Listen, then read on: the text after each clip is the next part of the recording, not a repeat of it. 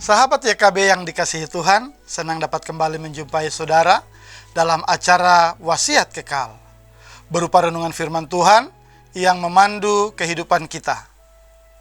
Saya, Pendeta Henry Yohanes Wulur, dari Gereja Kristen Sulawesi Tengah, Jemaat Haleluya Jakarta Timur, anggota PGIW DKI Jakarta.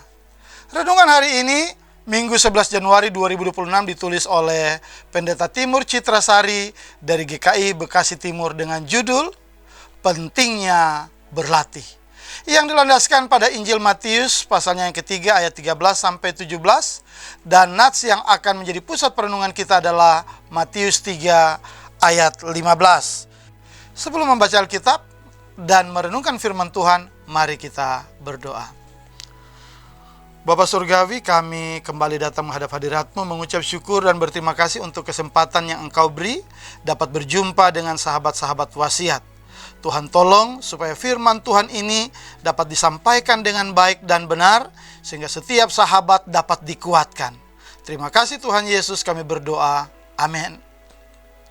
Sahabat, saya akan bacakan untuk kita Matius pasalnya yang ketiga ayat 15. Demikian firman Tuhan. Jawab Yesus kepadanya, biarlah hal itu terjadi sekarang, karena demikianlah sepatutnya kita menggenapkan seluruh kehendak Allah. Yohanes pun menurutinya.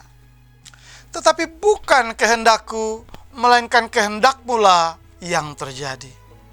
Sahabat, kata-kata Tuhan Yesus yang dicatat dalam Injil Lukas pasal 22 ayat 42 ini telah menginspirasi banyak film, lukisan, tarian, khotbah, pemahaman Alkitab, diskusi, dan lain sebagainya. Bagaimana dia bisa setaat itu? Bagaimana Tuhan Yesus bisa seberserah itu? Apalagi jika memperhatikan penderitaan yang dialaminya sebagai dampak dari kata-kata tersebut. Waduh! Saudara-saudara, yang jarang kita sadari bahwa tindakan Tuhan Yesus di Taman Getsemani saat melepaskan kehendaknya dan mengikhlaskan kehendak Sang Bapa yang berlaku bukanlah yang pertama kali. Peristiwa menjelang pembaptisannya di Sungai Yordan yang menjadi bacaan kita hari ini kerap luput dari perhatian banyak orang. Saat Yohanes Pembaptis menunjukkan sikap tahu diri dan berkata, "Akulah yang perlu dibaptis olehmu." Jawab Tuhan Yesus adalah, biarlah hal itu terjadi. Karena demikianlah sepatutnya kita menggenapkan seluruh kehendak Allah. Dari jawaban ini kita tahu betapa sejak awal pelayanannya Tuhan Yesus sudah selalu memprioritaskan Allah dibandingkan dengan dirinya sendiri. Episode di Taman Getsemani menegaskan dan menuntaskan apa yang telah ia mulai dari Sungai Yordan.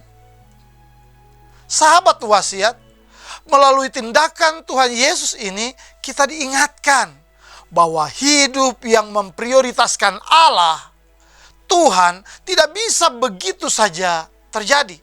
Dibutuhkan latihan, dimulai dari hal-hal kecil, hal-hal yang sederhana dan sehari-hari. Sahabat, kapan kita mulai berlatih demikian?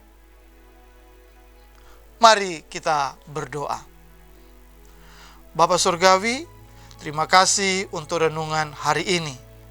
Engkau mengingatkan untuk kami terus berlatih untuk mendahulukan saudara-saudara yang lain di atas kepentingan kami. Supaya ketika kami mendahulukan yang lain, kami ternyata telah membuktikan kami mendahulukan, memprioritaskan Tuhan dalam kehidupan beriman kami. Kuatkan dan mampukan kami. Terima kasih Tuhan Yesus. Haleluya. Amin.